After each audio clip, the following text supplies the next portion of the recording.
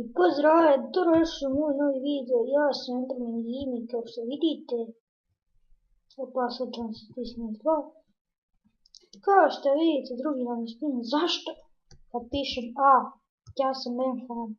Evo ovako, znači, kad uđem na Enderman Gaming lepo, piše bananci razlog, odbija dati sol.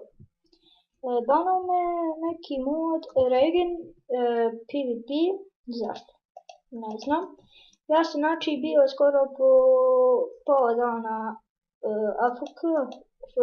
u AFK mašini i znači nisam išao niđe, znači ništa.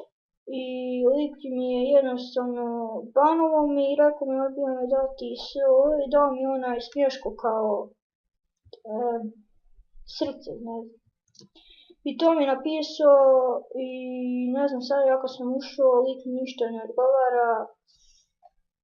Zato želio bi da se požali Ludnice Killer kakve on modove stavlja na ovaj server. Bolje da je moju babu znači stavio za moda nego ovoga Regen PvP-a. Znači, ako hoće da me umbane, ako neće boli me uvo, ja ću nastaviti da snimam. Snimat ćemo na ovome niku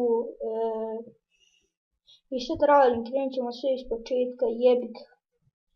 Ljudi, ako mislite da treba da dobijem ban, pišite dole u komentar, ako ne, jebi ga, nema veze. I to je bilo to, narod, od mene, vidimo se.